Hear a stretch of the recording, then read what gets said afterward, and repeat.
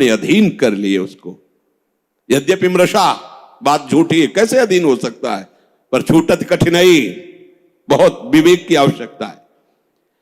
अब और सुख प्राप्ति की इच्छा बढ़ती चली जा रही, तो व्यभिचार शुरू हो गया, पापाचार शुरू हो गया, भूल गया मर्यादा, पशुता आ गई, राक्षसी प्रवृत्ति आ गई, और सोच रहा था कि शांति मिल जाएगी ऐसा करने, और ऐसा शांत फिर हो जाता है कि उसे एक ही बात समझ में आती है कि अब शरीर ही छोड़ दें तो अच्छा है। ऐसी स्थिति आ जाती है, घृणा हो जाती है उसको अपने जीवन से, जीना उसके लिए नरक लगने लगता है कि ऐसा जीवन, क्या जीवन। पर अब विवेक काम नहीं करता, क्योंकि इंद्रियों ने अधीन कर लिया है। बिखर पर्यो मन समटत नाही, इंद्र ने लीनो जीत, इंद्रियों ने जीत लिया। तस्माद अनुपाय सुखस्य भोगाभ्यास, बस वो इसी सुख का चिंतन करता रहता है, भोगाभ्यास। कैसे? पूरा जीवन इसी में, भोग सामग्री एकत्रित करना, उसको भोगना, अधिक से अधिक भोग सामग्री एकत्रित करना, उसको भोगना, बस इतना ही जीवन। देख लो जो सत्संग विहीन है, भगवत विमुख, देख लो इतना ही जीवन है। भोगाभ्यास, भोग सामग्री संग्रह, बस उसको भोगना, यही जीवन। ये तो पशु भी कर रहे हैं, खान पान निद्रा भय हार मैथुन।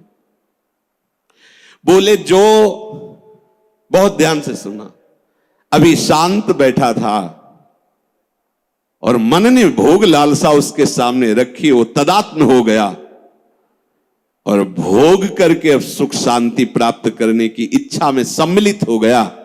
बोले उसकी ऐसी दुर्दशा हो गई, सा खलवयम वृश्चिक विषभीत इवासी विशेषण दष्टो या सुखार्थी विषयानुवासितो महति दुख पंके निमग्नो इति।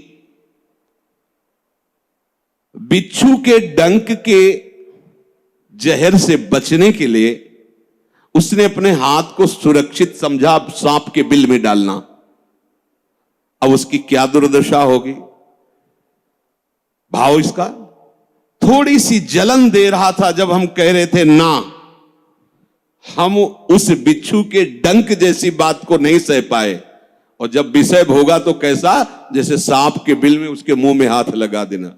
अब वो जो सांप काटा, अब बहुत 45 मिनट जियोगे, अगर इंजेक्शन सही नहीं मिला मरी जाओगे, क्योंकि वो कोबरा का जहर पूरे शरीर में फैल जाएगा। और ये एक कोबरा नहीं, हमारे अनंत कोबरा डसते रहते दुर्वासना के। समझिए, पहले शांत था, भोग लालसा प्रकट हुई, जलन हुई, जब आपने उसे ना कहा तो वो जलन जो हुई, अगर उसको नहीं सह पाए और भोगाभ्यास में उतर गए, तो ऐसा समझ लो कि बिच्छू के डंक के भय से बचने के लिए सांप के बिल में हाथ डाल दिया। शास्त्र कहे सा खलवयम वृश्चिक विषभीत इवासी विशेषण दष्टो यह सुखार्थी विषयानुवासितो महत दुख पंके निमग्न। अब वो महा दुख में फंस गया।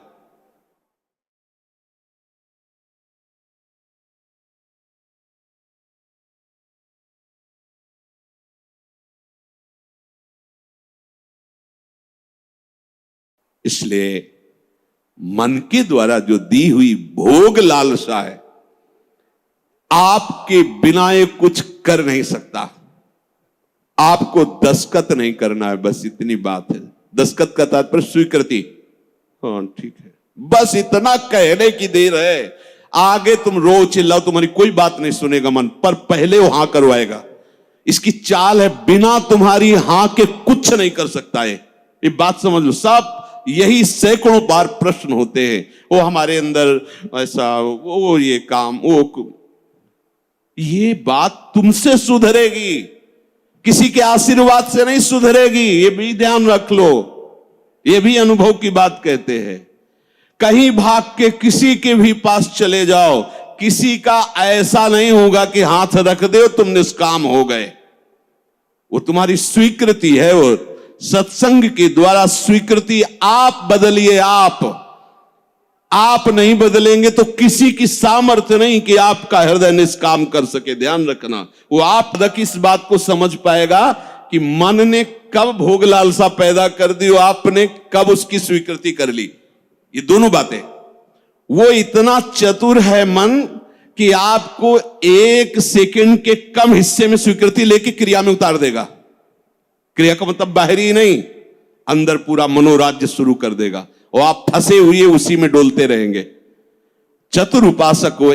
चतुर कौन? रामे भेजे थे चतुर नर। राधा राधा राधा राधा, क्योंकि जब आप मनोराज्य में विचरण करने लगेंगे तो नाम छूट जाएगा। नाम छूटा मतलब हानि हो गई। पकड़ो, तुरंत पकड़ो। यही हमारा साथी, यही हमारा मित्र, यही हमारा बल है नाम, जो हमें इस मन की दुर्वासना द्वारा घसीटने पर भी नहीं घसीट पाएगा।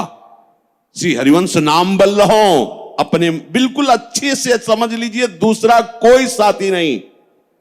आप हमारे पास 24 घंटे रहिए, स्वीकृति न कीजिए तो कुछ नहीं है, स्वीकृति कर लीजिए तो हजारों कोस दूर ये शब्द सुनकर आपको हर समय से गोद में रखेगा। ये गुरु वचन ही सदगुरु हैं, उनको आप देखिए तो आपके पास रहेंगे। ये ऐसा दुख में दलदल में भी फंस जाता है, इतना कमजोर हो जाता है कि देखो सुनकर आपको पहाड़ जैसी बात लगेगी, कैसे निकल पाऊंगा, हमसे नहीं हो पाएगा। और ये बोल कौन रहा है? ये भी तो देख, तू नहीं बोल रहा, बोल वही रहा है जो तुझे फंसाया और तू स्वीकृति कर रहा कि मैं बोल रहा हूं। भोग उसने भोगा, स्वीकृति तूने की, दुर्गति तेरी होगी। समझ पहले, ये ऐसा जाल है, इसे बिना सत्संग के आप समझ नहीं सकते। साफ का साफ धरा धरा। भगवान कह रहे मना कष्टानिंद्रियाणि प्रकृति स्थानी कर सती, तू मेरा अंश, ममई अंशो, तू मेरा है, और ये प्रकृति का अंश प्रकृति में जा रहा है। तू समझ, तो तेरे ही दस्तखत से, तेरी ही स्वीकृति से तेरी दुर्गति हो रही। स्वीकृति बदल। अब अगर हम हमसे ऐसी कोई चूक हो गई है तो हमें चिंता नहीं करनी। अब लो नशानी, अब ना। अगर ऐसी चूक हो जाए, कभी असावधानी हो सकती, तो हमें निराश नहीं होना। सुख दुखे समय कृत्वा लाभालाभ हो जाए, ये आप बैठा लीजिए, नहीं तो ये आपको परमार्थ से अलग कर देगी, चाहे आप 20 वर्ष चलें। बहुत बड़ा युद्ध है वो, डट के खाना पानी बांध के युद्ध में आया है। ऐसा वो योद्धा नहीं है कि पानी पीने के लिए छोड़ के चला जाएगा। जब तक वो तुम्हें परास्त नहीं कर देगा तब तक वो हटने वाला वीर नहीं है। काम क्रोध लोभ मोह मद मत्सर, और आप महावीर हैं क्योंकि हरि की शरण में हैं। अगर आप नाम नहीं छोड़ेंगे, देखो 2 ही बातें कही गई, साधन को हरि भजन है, कै सत्संग सहाय। 2 बात पकड़ लो, सत्संग मिल गया मतलब परम पद में आरूढ़ होने की पूरी सामग्री मिल गई। अब आपको नाम नहीं छोड़ना है। जहां नाम छोड़े तो आप समझ लो, हानि हरिवंश के नाम अंतर कहे हनुमंत विपत्ति प्रभु सोई जव तो सुमिरन भजन। अगर नाम चल रहा है और ये जाल बुनकर फंसा भी लिया है तो कुछ भी हमारे संस्कारों को नहीं बिगाड़ पाएगा। ध्यान रखना, नया संस्कार ये पैदा नहीं कर पाएगा, हमारे अंदर निराशा पैदा नहीं कर पाएगा, ये भोगाभ्यास दृढ़ नहीं कर पाएगा, ये हार जाएगा। नाम हर समय हमारे हृदय में चलता रहे, ये बात पकड़ लीजिए। आज के सत्संग का सार, हम प्रभु की शरण में हैं। भले हमारे द्वारा कुछ भी कैसे भी, जिसको हम नहीं संभाल पा रहे, फिर भी हमें निराश नहीं होना। हमें अपने प्रभु की प्राप्ति के लिए कदम बढ़ाना ही है। और हमारा विवेक साथ दे तो हमें मन और इंद्रियों के भोगाकर्षण में दस्तखत नहीं करने, स्वीकृति नहीं करनी। हमारा मन हमको जब जलाएगा तो हमें उसे सहना होगा। हमें उसको शांत करने के लिए कोई विषय सेवन, विषय क्रिया, विषय संग नहीं करना है। बस आप निहाल हो जाओगे। ये 3 बातें एक तरफ और एक बात एक तरफ, हर समय नाम चलाते रहो। अगर ये विवेक धारण करोगे, नाम चलाते रहे, तो आप इसी जन्म में देख लेंगे कि आप दूसरों को तारने वाले बन गए। सतरति सतरति सा लोकान तारयति यल्लब्ध्वा अपमान सिद्धो भवति अमृतो भवति तृप्तो भवति।